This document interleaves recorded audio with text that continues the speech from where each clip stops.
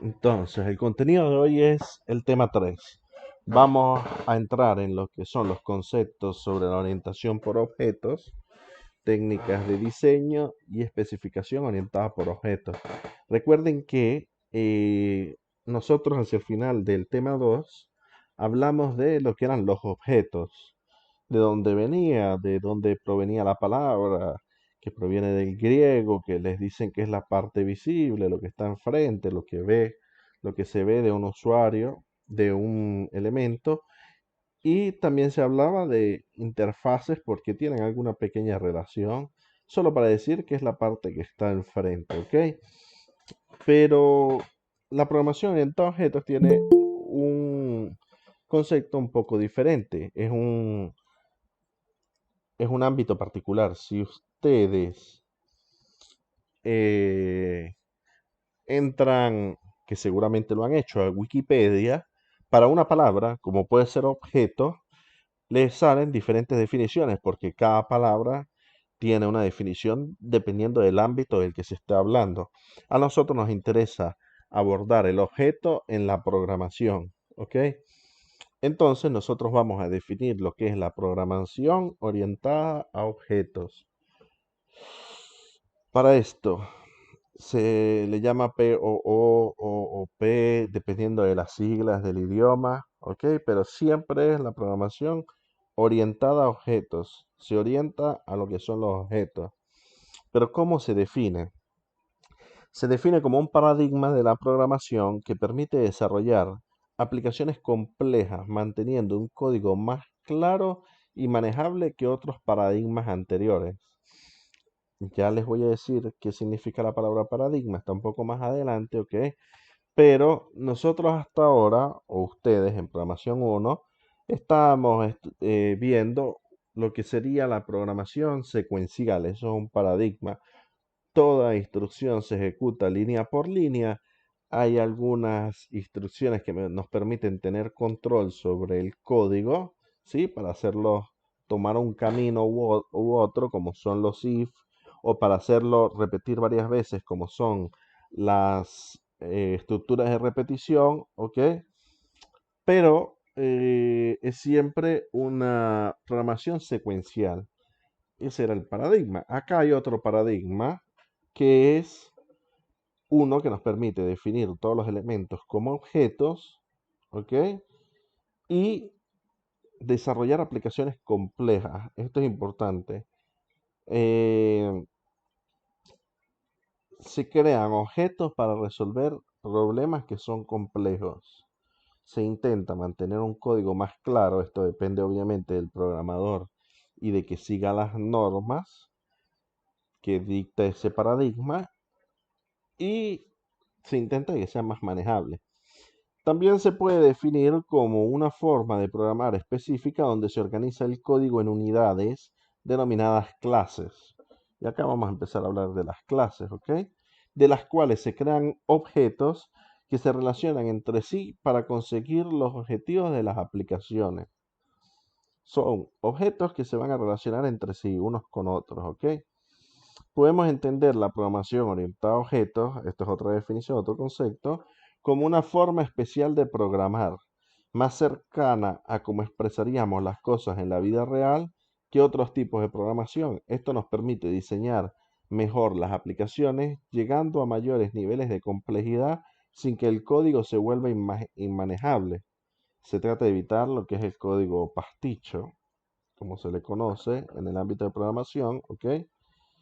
Y fuera de los términos de lo que es la clase, nosotros conocemos como el pasticho, y esto lo sé porque estoy acá en Italia, como un tipo de comida, ¿ok? En realidad ellos acá le llaman lasaña. El pasticho es un desastre. Cuando acá se habla de pasticho es porque es un desorden, por eso se habla de código pasticho.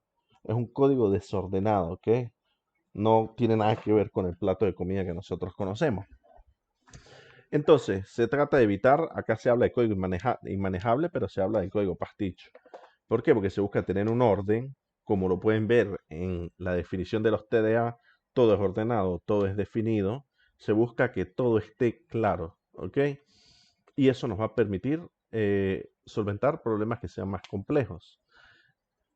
Luego, se dice que al realizar una programación orientada por objetos se debe aprender a pensar cómo resolver los problemas de una manera distinta, como se realizaba anteriormente en la programación estructurada. Para esto se procede a escribir nuestros programas en términos de clases, objetos, propiedades y métodos.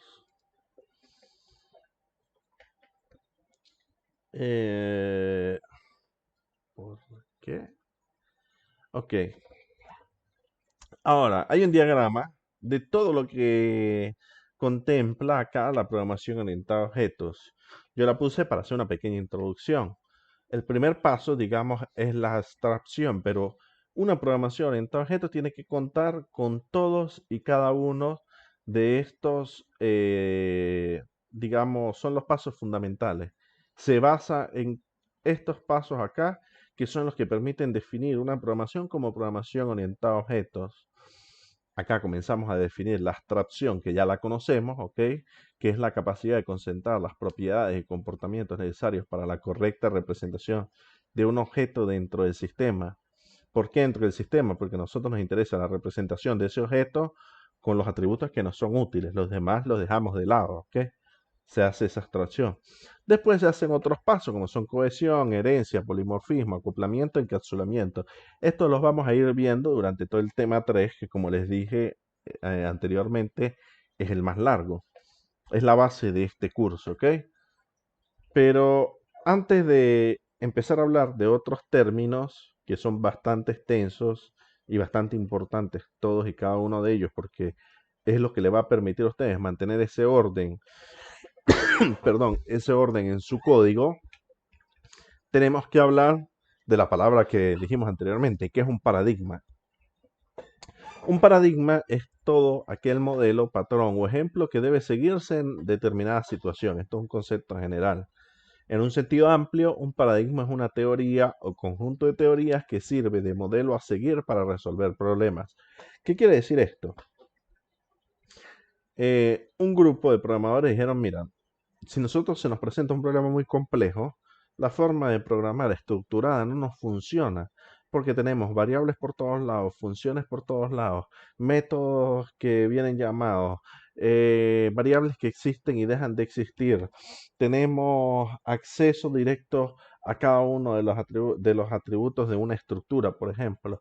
Si lo modifico en un cierto punto, después lo pierdo y si tengo que hacer algo muy elaborado donde necesito solo modificarlo para hacer un cálculo, pero no perder el valor original, es un desastre. Entonces dijeron, no, esto no nos sirve, necesitamos otro tipo de programación para resolver problemas complejos. Entonces, digamos, como todos los avances que hemos tenido en la tecnología, una cierta cantidad de gente se puso de acuerdo y dijeron, ¿y si lo hacemos así, cómo lo podemos solucionar? Ok, esta es la teoría. Si se programa de esta forma, todo va a ser mucho más ordenado, todo va a ser mucho más entendible, vamos a reutilizar la mayor cantidad de código posible, vamos a poder estructurar bien cada uno de los objetos dentro de nuestro programa representados en el computador y vamos a poder solucionar problemas complejos de forma más simple. ¿Según quién? Según ellos. No es que lo digo yo, ¿ok? Entonces, por eso es que se habla de paradigma. Es un modelo, un patrón, un ejemplo que se sigue en una determinada situación. Problemas complejos, yo uso objetos porque los manejo bien, escribo un código más ordenado y, según ellos, los que escribieron esa teoría, esta es la forma de hacerlo, ¿ok? Posteriormente, cada uno tiene la propia libertad de utilizar lo que está allí como mejor le parezca, ¿ok?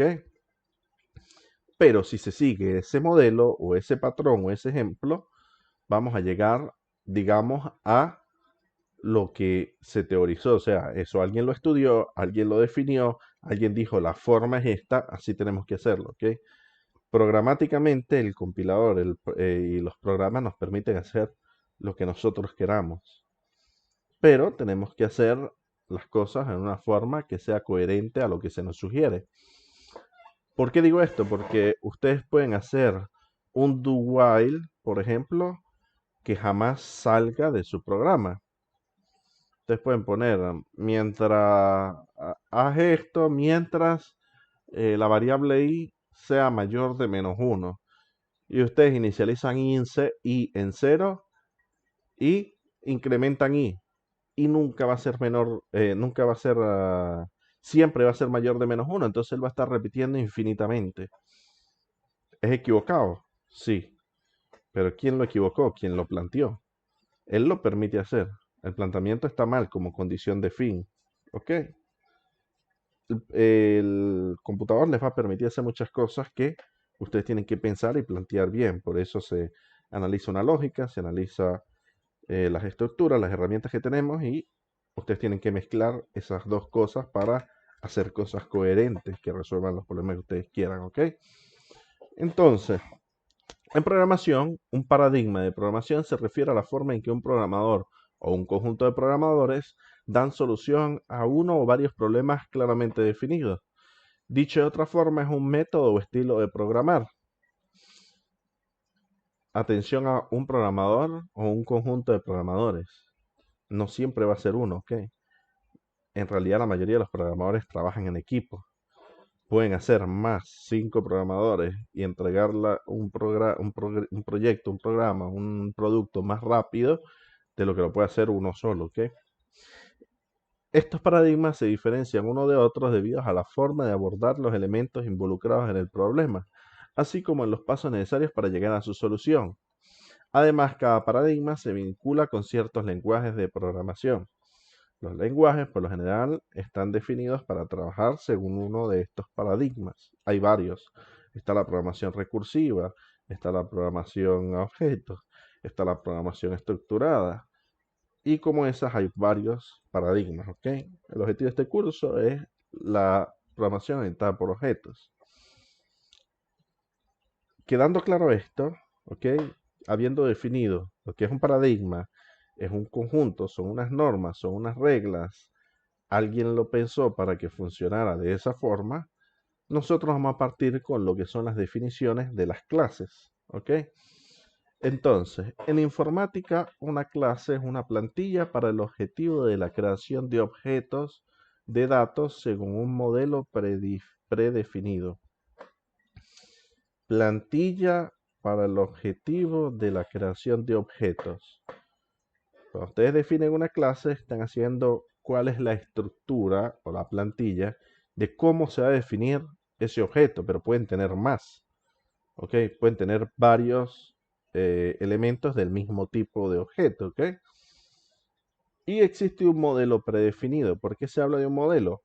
En estructuras teníamos solo atributos. Aquí tenemos atributos, operaciones, get, set, operaciones propias, constructores, destructores. Son cosas que vamos a ir viendo, pero es un modelo. En eso se diferencia una clase o una estructura, por ejemplo. Las clases se utilizan para representar entidades o conceptos complejos. Cada clase es un modelo que define un conjunto de variables y métodos apropiados para operar con dichos datos. Definimos variables y los métodos que se apropian a esas variables que nos van a servir para operar con esos datos. Es lo que estamos haciendo en el TDA. Si tengo un tipo, yo tengo un método que me va a devolver el tipo de vehículo en base a el tipo de datos que tengo allá, pero yo devuelvo guardado en mi objeto, pero yo devuelvo un string porque me interesa que el usuario vea un string. Eso es un método apropiado para trabajar con esa variable. ¿Ok? Cada objeto creado a partir de la clase se denomina instancia de clase. Ustedes van a tener su clase plantilla, que es vehículo. Cuando yo creo mi objeto Kia Picanto de color rojo, que usa este tipo de vehículo, este tipo de alimentación, ustedes están creando una instancia de esa clase. Pero al igualmente, cuando ustedes ponen int valor 1 igual a 5, ustedes están instanciando un tipo de dato int del tipo entero, ¿ok? Que quede claro, instancia hace referencia a su variable, ¿ok? Cuando todos los puntos en los cuales hablemos de instancia, ustedes están creando un elemento de ese tipo de datos. un elemento, un entero, o un elemento de un vehículo, o un elemento de una persona. Son las variables que representan uno de ese tipo. Si en nuestro programa tenemos dos vehículos, los dos son la misma clase como modelo, pero cada uno tiene sus datos diferentes que son los que lo hacen únicos y una instancia de cada uno de esa clase, ¿ok? Ojo con ese concepto. Entonces, en la programación orientada a objetos, una clase es la base principal para los tipos de objetos. Cuando ustedes definen una clase, están definiendo un tipo de dato que el computador reconoce, que dentro tiene otros tipos de datos y métodos, etcétera, ¿ok? Pero es siempre un tipo de dato. Permiten extraer los datos y sus operaciones asociadas al modo de una caja negra. ¿Por qué al modo de una caja negra? Ustedes no saben cómo está definido un int. Ustedes no saben cómo está definido un double. Hablo a nivel del lenguaje. Ustedes no saben cómo se hacen las operaciones para sumar los double, que no es algo sencillo. Eso lo van a ver probablemente en análisis numérico. Pero el procesador tiene ya definida una forma en la cual va a sumar esas variables, las representa. Dense cuenta que ustedes no pueden representar ni números infinitos ni pueden representar cantidades de decimales infinitas, porque la memoria del computador es limitada. Hay unos límites. Pero para ustedes eso es una caja negra. Si ustedes se pasan, tienen un error que les dice overflow. Más nada, pero ustedes no saben a nivel del computador cómo están estructurados. Cuando ustedes declaran sus clases, y muchas de estas clases van a poder ser compartidas a través de servicios, de DLL, de unos programas que comparten información con otros. Esos otros programas, esos otros programadores que llamen al servicio, esas otras programas que llaman a su DLL, por ejemplo, a su clase criptada, las ven tal cual y como ustedes ven un int. Ellos no saben lo que está escrito allí adentro. Ellos simplemente saben que existe un vehículo que tiene estos atributos y estos métodos. Ustedes no saben cómo están definidos los métodos de string, pero ustedes usan los string. Eso es una caja negra. Ustedes no saben cuando ustedes hacen substring cómo va él a cortar el string. Ustedes no tienen acceso a ese código. Pero alguien lo hizo, alguien lo definió y ustedes simplemente ven que existe un elemento que se llama string que ustedes pueden cortar, pueden sumar. Ustedes no saben cómo lo hace porque ustedes no escriben el código para pegar dos cadenas de caracteres. Pueden hacerse una idea porque han visto vectores de caracteres y saben que eso por detrás lo que tiene es un vector de caracteres. Pero la clase string que ustedes la usan para concatenar, para mostrar, para imprimir por la consola, por ejemplo, para ustedes es una caja negra. Ustedes no saben cómo funciona, ustedes simplemente la usan. ¿Ok? Las clases que ustedes vayan a hacer, ustedes obviamente para ustedes no es una caja negra porque ustedes la desarrollan, pero si ustedes las comparten de la misma forma que alguien hizo la clase string y la compartió a través del framework para que ustedes la usen, si ustedes comparten sus clases a través de, como ya les dije, servicios, a través de compartir información entre programas, las personas que usen esas instancias de sus clases, para ellos eso es una caja negra, ¿ok? Pero acá se habla en general. En la programación en objeto, una clase es la base principal para los tipos de datos. Permiten abstraer los datos y sus operaciones son asociadas a una caja negra. Nadie sabe cómo van a hacer ustedes ese get marca. Nadie sabe que en realidad el tipo es un entero corto y que cuando ustedes reciben el cero, ustedes muestran moto. Eso no lo va a saber nadie, lo van a saber solo ustedes, ¿ok? Los lenguajes de programación que soportan clases difieren sutilmente en su soporte para diversas características relacionadas con las clases. ¿Qué quiero decir en esto? Muy sencillo. Las clases no son manejadas de igual forma por Java, por C Sharp, por C++. Cada lenguaje aporta, digamos, sus cambios, pero son sutiles. El paradigma existe. cada lenguaje decidió cómo desarrollarlo. Entonces, por lo general difieren en sintaxis. Pero un ejemplo que les puedo dar, si no me equivoco, si no lo digo mal, porque estoy yendo a memoria, Java no les permite ser multiherencia, mientras que C Sharp sí. No me recuerdo si es así o al contrario, ¿ok? De momento, se los debo para la próxima clase. Pero esa es una pequeña sutileza en la cual difiere un lenguaje de programación del otro, ¿ok? Entonces, según el lenguaje, ustedes van a tener algunas cosas de más, algunas cosas de menos, pero la base es siempre la misma, ¿ok? Entonces, si nosotros pasamos acá tenía un ejemplo un poco diferente, pero así se define una clase.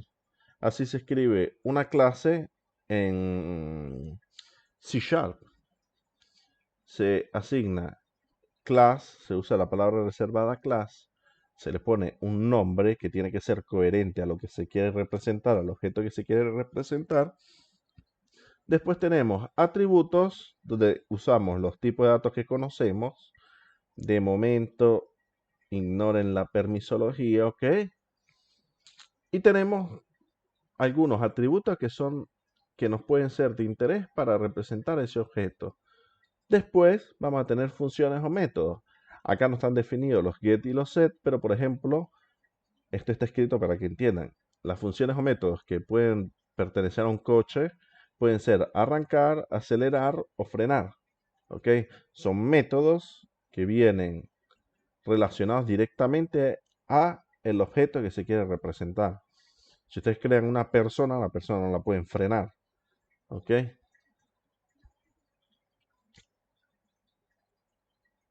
Ustedes hasta aquí no tienen dudas.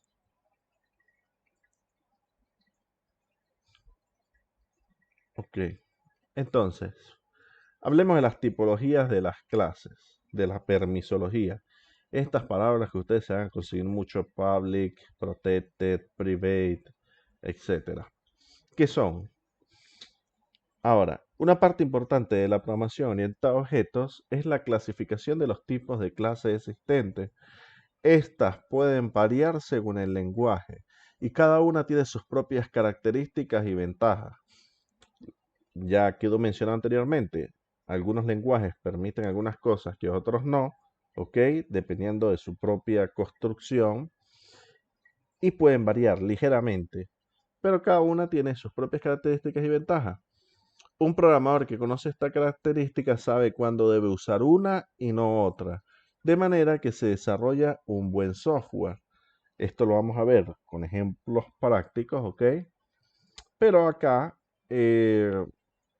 les quiero decir más o menos teóricamente qué quiere decir cada una de estas permisologías.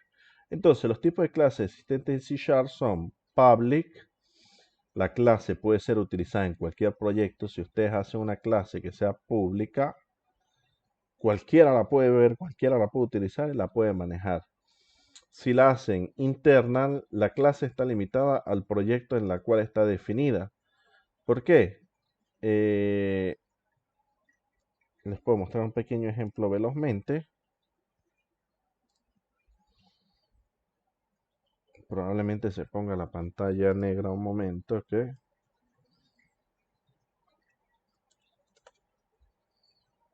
Mm.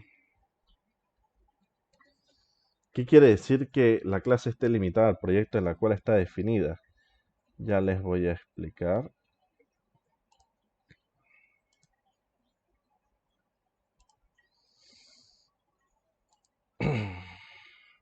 Esperen. Acá.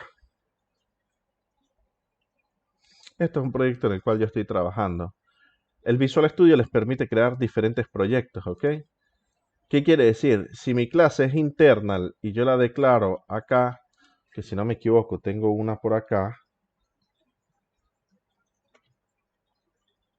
esta clase resource puede ser usada solo en este proyecto. Quiere decir que los otros proyectos no ven esas clases, a pesar de que tengan un mismo ámbito, ¿ok? Mientras que las clases que sean públicas los otros proyectos las pueden ver. Acá van a ver un poco de internal, van a ver un poco de protected, ¿ok? Public, van a ver diferentes tipologías de clases. Quería mostrarles solo para que vean que es algo que se usa, pero sencillamente cuando ustedes tengan una clase interna está limitada a ese proyecto, ¿ok?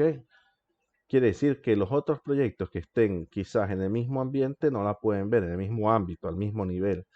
Private. La clase solo puede usarse en el módulo en la cual está definida. ¿Sí? ¿Preguntas? En, sí, en cuanto a la parte del proyecto, sí recuerdo que, digamos, cuando hice el Hola Mundo, no creo un nuevo proyecto, una nueva solución, etcétera. Pero mi duda es si un proyecto equivale a un archivo .cs o esa relación no es así uno a uno, sino que puede haber un proyecto que tenga más de un archivo .cs. No, pero los archivos CS son las clases y las clases pertenecen a un proyecto. Pero tú dentro de una solución, que es lo que envuelve todo, ¿ok? Puedes tener varios proyectos y dentro de cada proyecto puedes tener varias clases. Por eso se usa public, internal, protected, private.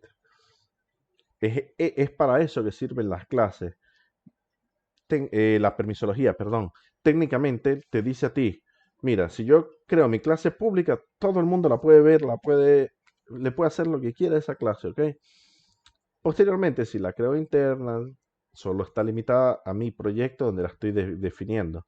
La clase está dentro de un proyecto y solo en ese ámbito se puede ver la clase.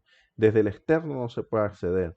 Si es privada, solo puede usarse en el módulo en la que está definida. ¿Ok? Si es protegida, protected, la clase solo puede ser utilizada en una subclase. Acá hablamos de herencia, ¿ok? Es decir, solo se puede utilizar protected para una clase declarada en otra clase o heredada de otra clase. Protected internal, lo mismo que internal más protected.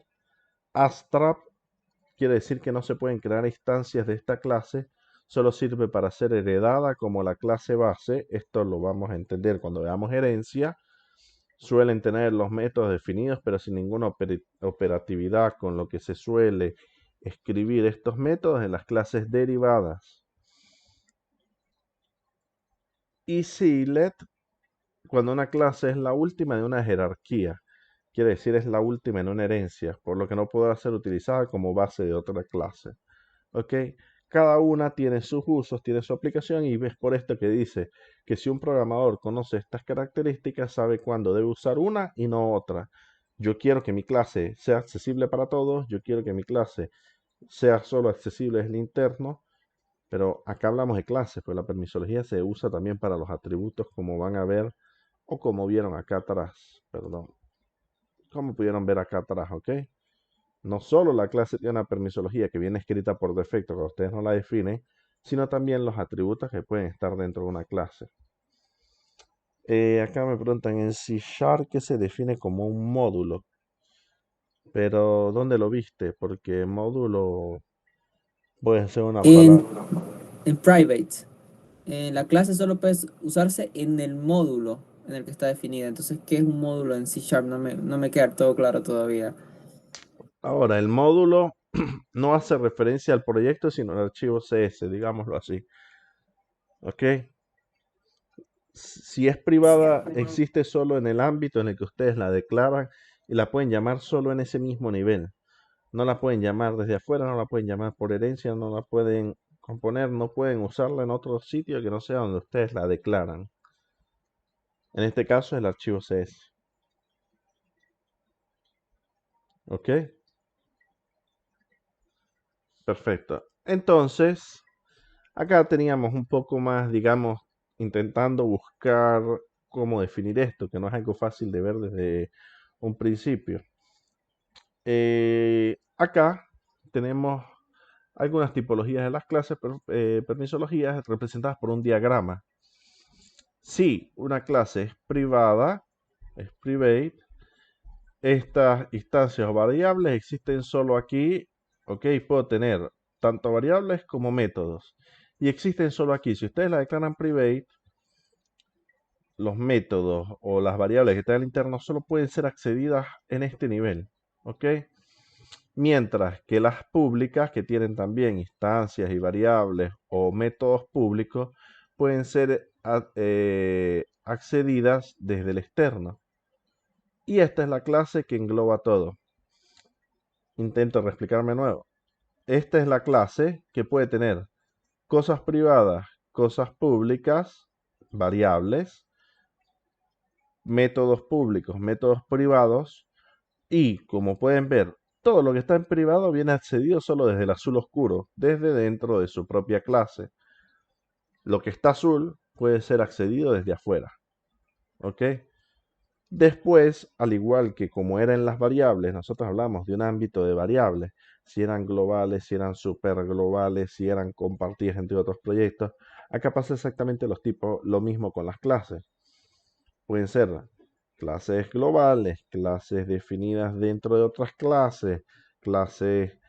es exactamente lo mismo de las variables, pero con algunas pequeñas cosas agregadas, que son estas: internal, protected, protected internal, strap y sealed. ¿Por qué? Porque acá se habla de herencia y composición, que es algo que veremos más adelante, ¿ok? Ahora, hay una interacción con una interfaz, por ejemplo, esto es otra forma de verlo. Nuestro objeto tiene métodos públicos, ¿ok? Con los cuales puede interactuar como está dentro de mi mismo objeto o clase. Los métodos públicos interactúan con los privados porque están en el mismo nivel, obtienen esta data o hacen lo que tengan que hacer, pueden comunicar internamente, pero una interfaz o una interacción externa de esa clase solo accede a los métodos públicos, ¿ok? Si es una herencia, una clase que hereda accede si es protegida. Una clase que implementa otra solo accede si tiene un internal o si tiene un método abstracto. Todo eso lo vamos a ver. Simplemente lo que se quiere dar a entender es que la permisología lo que permite es decir quién puede acceder, quién puede ver esto, quién no lo puede ver. Lo puedo ver solo yo como clase, declaro privado, es público y lo puede ver todo el mundo, es protected y solo lo pueden ver los que heredan o los que están en el mismo proyecto. Eso, para eso sirve, ¿ok? Y es muy, muy importante, sobre todo cuando veamos herencia y composición, ¿ok? ¿Tienen dudas con respecto a eso?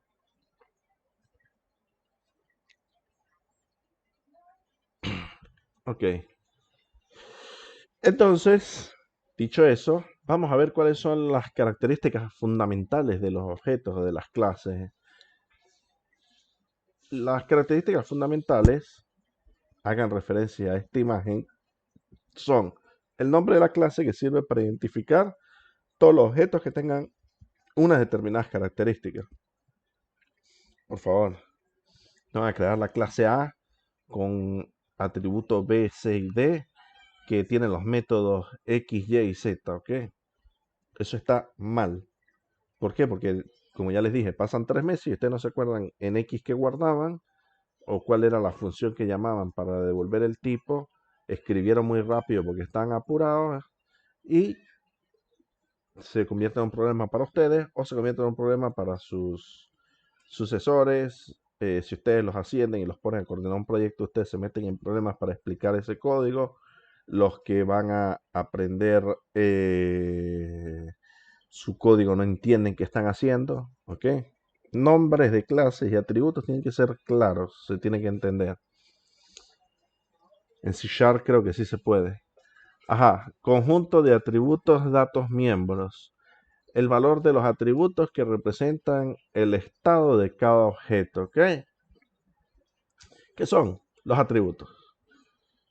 ¿Qué compone mi objeto? ¿Qué es lo que uso para definir o qué atributos son los que definen a mi objeto según lo que yo necesito, ¿ok? Tiene que tener un conjunto de métodos, que son las funciones miembros, permiten que los objetos cambien de estado dependiendo del estado anterior que tuviera el objeto. Y tenemos un nivel de acceso para proteger ciertos miembros de la clase. Normalmente se definen como ocultos, que son privados, y los atributos, perdón, y visibles, públicos, los métodos. Esto es algo que normalmente se hace. Los atributos son privados, los métodos son públicos para que puedan comunicar con el exterior. Eh, ¿Qué hay de nuevo acá? La sintaxis, cómo lo escribimos. Si se dan cuenta, entre esto que está acá y el ejemplo que hicimos en la primera hora, el TDA, no hay nada, ¿eh? No hay nada de diferente. Solo la forma en que se escribe. Y la permisología, que ya les expliqué qué es. De resto, todo lo que ustedes conocen. Una función que no devuelve nada, que no recibe parámetros, que tiene un nombre, un entero que representa el número de ruedas, un entero que representa los litros de gasolina, un string que es el modelo de ese carro. Es exactamente el TDA. Por eso, si ustedes aprenden a hacer bien el TDA, cuando lleguen acá, tienen prácticamente la plantilla de lo que sería hacer su clase, solo tienen que traducirlo. Los TDA se pueden hacer en código, pero ¿por qué no se explican en código? Porque si ustedes trabajan en C Sharp y escribieron esto tal cual así en código, en su TDA, les funciona. Pero si mañana le dicen, no, pero vamos a hacer la página con JavaScript porque ya no nos sirve el desktop, eso ya no se usa y necesito que usen JavaScript. ¿Cómo quedan ustedes con su TDA de cabeza porque lo escribieron así y el lenguaje cambia? No, pero usemos Python. No, miren, tenemos que resolver un problema en un lenguaje viejo que se llama Pascal o Delphi, que es una de las actualizaciones del Pascal. Y ustedes con su TDA bien bello escrito en C Sharp. No, pero es que el cliente usa ese programa desde hace 15 años y no se puede cambiar. ¿Qué hacen? Volver a sufrir, ¿cierto? Un momento, ¿no? Alexa, Chile de Luchi. Entonces, ustedes sufren porque no escribieron el TDA en un idioma comprensible. Acá me faltó decir que existen otros tipos de permisología, como indicamos precedentemente, hace referencia a este comentario que está acá, que los atributos son privados y los métodos visibles, y cada uno de estos es posible asociarlos a los atributos de una clase, ¿ok? Además de tener permisología de clase, tenemos permisología de atributos, ¿ok? Y de funciones, de métodos. Ahora, definición de objetos. En el paradigma de programación orientado a objetos, POOP en inglés, un objeto es un ente orientado a objetos, programa de computadoras, que consta de un estado y de un comportamiento, que a su vez consta respectivamente de datos almacenados y de tareas realizables durante el tiempo de ejecución. Un objeto puede ser creado, instanciando una clase, como ocurre en la programación orientada a objetos, o mediante la escritura directa de código y la replicación de otros objetos, como ocurre en la programación basada en prototipos. Es una definición general. Simplemente en este paradigma de programación orientado a objetos, lo que necesitamos o vamos a tener es un estado de una instancia de nuestra plantilla que es la clase. ¿Ok? ¿Y cómo lo hacemos? Instanciando, creando un elemento de ese tipo de objeto que nosotros llamamos clase. Esto es algo que han estado haciendo desde programación 1 sin saberlo, ¿ok? Cuando ustedes crean un int edad igual a 18, están creando una instancia del tipo entero o de la clase entero y le asignan un estado que es el valor 18. Es algo que tienen haciendo desde que aprendieron a programar, ¿ok? Estos objetos interactúan unos con otros en contraposición a la visión tradicional en el cual un programa es una colección de sus rutinas, funciones o procedimientos, o simplemente una lista de instrucciones para el computador. Cada objeto es capaz de recibir mensajes, procesar datos y enviar mensajes a otros objetos de manera similar a un servicio. Los objetos se pueden comunicar unos con otros, ¿ok? Y las instancias, ustedes pueden decir que un objeto forma parte de otro, que viene heredado de otro, que comunican información unos con otros, pueden comparar un objeto con otro, pueden unir dos objetos y crear uno nuevo a partir de otros dos, ¿ok? Pueden pasar información de un objeto a otro, todo depende de cómo lo definan ustedes. Acá tenemos otro pequeño ejemplo de lo que era la definición de un objeto y de lo que es una instancia. Ahora, la clase hace referencia a la propiedad y el comportamiento de un objeto en concreto. Es nuestra plantilla, es nuestro modelo, es lo que define a ese objeto, ¿ok? A nivel de plantilla. El atributo es una propiedad de ese objeto, ¿ok? Como acá, por ejemplo, vemos el color o la velocidad, las ruedas y el motor. Un método es lo que un objeto puede hacer, un algoritmo son nuestras funciones. Por ejemplo, ustedes pueden arrancar un objeto del tipo carro, frenar, dobla, eso lo modificaron. Y tiene un mensaje. Ustedes pueden comunicar, pueden hacer una comunicación dirigida a un objeto ordenándole que ejecute uno de sus métodos. Ustedes pueden comunicar con ellos y decirle, dame el color. Se comunica a través de mensaje. Pero el objeto, cuando nosotros hablemos de objeto, estamos hablando de la instancia de ese modelo. Es el valor que en este momento representa el estado de mi modelo. ¿Qué quiere decir? Si estamos representando carros, ustedes imagínense que están en la avenida Las Américas, por ejemplo, y el bus que pasa es un objeto del tipo vehículo, después pasa una moto que es otro objeto, y después pasa un carro que es otro objeto. Los tres son objetos y los tres son vehículos, ¿ok? Cada uno tiene un estado diferente. ¿Qué es lo que nos da ese estado diferente? Los atributos. Si pasaron dos carros que son exactamente iguales, son objetos diferentes porque cada uno de ellos tendrá un, un serial, un motor, tendrá una placa, ¿ok? Por muy iguales que se parezcan o por muy parecidos que sean, cada uno es diferente, no son el mismo, ¿ok? Puede incluso que los dos estén sin placas, sin seriales, pero ustedes saben que el hierro que los compone no es el mismo, no son el mismo objeto, ¿ok? Cada uno es diferente. Sí, los métodos son las funciones dentro del objeto, que hacen referencia al objeto. Acá vamos a definir un poco, eh, esto lo hice yo el semestre pasado para entender cómo referenciar esos objetos en lo que es un lenguaje unificado de modelado. Esto es algo más de bases de datos, pero es importante que lo conozcan desde ahora. ¿Por qué? Porque el lenguaje unificado UML fue creado para forjar un lenguaje de modelado visual común y semántica y sintácticamente rico para la arquitectura, el diseño y la implementación de sistemas de software complejos, tanto en estructura como en comportamiento. UML tiene aplicaciones más allá del desarrollo de software, por ejemplo, en el flujo de proceso de fabricación. Lo van a ver en modelado y simulación, lo van a ver en diferentes materias de la carrera, ¿ok? Pero ¿para qué sirve? Nosotros de alguna manera tenemos que representar estas clases. Nosotros vamos a tener código escrito, ¿ok?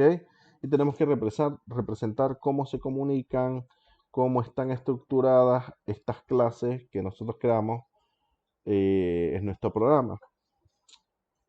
Acá dice que es comparable a los planos usados en otros campos, así como un ingeniero de civil declara un plano para decir cómo está distribuida una casa. Ustedes pueden hacer un diagrama de UML para decir cómo está distribuido los objetos en su programa, ¿ok? Y consiste en diferentes tipos de diagramas. En general, los diagramas UML describen los límites, la estructura y el comportamiento del sistema y los objetos que lo contienen. UML no es un lenguaje de programación, pero existen herramientas que se pueden usar para generar código en diversos lenguajes usando los diagramas UML. Si ustedes hacen un diagrama UML, pueden generar bases de datos, pueden generar código, pueden generar... Hay estas herramientas que lo hacen a partir de un diagrama UML, ¿ok? UML guarda una relación directa con el análisis y diseño orientado a objetos. Es una cosa que está relacionada directamente con la programación orientada a objetos. Y acá tenemos un ejemplo de cómo se muestran en UML los objetos, cómo los mostramos o cómo los vamos a diseñar. Por ejemplo, yo acá tengo mi objeto computadora, es el identificador de mi clase. Voy a tener una serie de atributos y una serie de métodos. ¿Ok? Aparte, vamos a tener ciertos conectores. Esto lo vamos a ver un poco más adelante. ¿Ok? Y vamos a tener, esto era por ejemplo el diagrama de flujo que utilizábamos en programación 1. ¿Recuerdan? Teníamos el inicio de nuestro programa, la primera instrucción, en este caso un cliente solicita un crédito, llama a la función solicitar crédito, se toma una decisión, entonces el programa puede tomar caminos diferentes, si sí se cursa y se entrega, si no, se solicita una visita al terreno, se visita el terreno y se deriva en una evaluación del terreno. Es un ejemplo de cómo eran los diagramas en programación 1. Para nuestro caso, acá en programación 2, esto sería una forma de usar un diagrama o cómo se representaría una clase en UML, ¿ok? Esto me permite representar mi sistema por cómo ha sido compuesto por sus objetos. Yo sin saber, esta es una imagen que yo tomé en internet, de hecho se ve acá, ¿ok? Yo sin saber y sin haber diseñado esperen, sin haber diseñado este sistema, yo puedo entender qué es lo que hace ese sistema a través de este diagrama. Por ejemplo, tengo un conector que me dice que un cliente puede tener, un solo cliente puede tener muchas órdenes, así como muchas órdenes pueden tener un solo cliente. El cliente está compuesto por un nombre, una dirección, un email, una información de tarjeta de crédito, una información de envío de compras y un balance de la cuenta, ¿ok? Y además consta por uno o varios carritos de venta, uno o muchas órdenes, que a su vez dentro cada una de las órdenes tiene una información de envío y un detalle de orden. Esto es el cliente que a su vez hereda de usuario, porque puedo tener usuarios que son clientes y administradores, donde cada uno de ellos tiene ID, password, login, status y fecha de registro, y cada uno de ellos tiene sus propios métodos. Entonces, esto me define un sistema en el cual se realizan ventas por internet. Hay administradores, hay clientes, los clientes tienen carritos de venta, órdenes de informaciones de envío, cada orden, mientras que el cliente también tiene una información de envío y un detalle de órdenes que tienen cada orden, ¿ok? Solo leyendo un diagrama. Este es un diagrama que representa un sistema de ventas.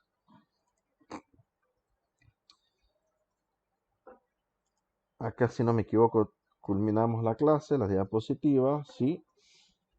Entonces acá hablamos también un poco de lo que es la definición de la identidad de un objeto. Ya se los mencioné anteriormente, pero culminemos a cada diapositiva. La identidad es una propiedad de un objeto que lo diferencia del resto, o dicho con otras palabras, es su identificador. Concepto análogo al identificador de una variable, una constante. La clase es la plantilla. Cada objeto viene representado a través de los identificadores, pero cada uno de ellos es, a pesar de que todos sus atributos sean iguales, tiene que tener un identificador diferente. ¿Ok? Puede que tengan el mismo valor, da lo mismo que ustedes declaren int edad 1 igual a 18 e int edad 2 igual a 18, son exactamente iguales. Tienen el mismo modelo, tienen el mismo estado, porque el contenido es el mismo, pero son dos variables diferentes. Son dos espacios de memoria reservados diferentes que casualmente tienen el mismo valor. Acá, por ejemplo, vemos otro ejemplo. Nosotros podemos crear nuestra clase persona, ¿ok? Que define a todas las personas, pero podemos crear instancias diferentes. Por ejemplo, Pedro, Cristina, Manuel y María. Dos de ellas son hombres, se diferencian por su nombre. Dos de ellas son mujeres, se diferencian por su nombre. pero todas estas instancias vienen compuestas por la clase persona, ¿ok? Es simplemente otra forma de demostrar que la diferencia entre una instancia, que es el estado que tiene esa plantilla, y la plantilla general. Cuando ustedes desarrollan, ustedes crean todos los vehículos. Después van a instanciar en su programa varios objetos de ese tipo, vehículo, para representarlos en su sistema, ¿ok?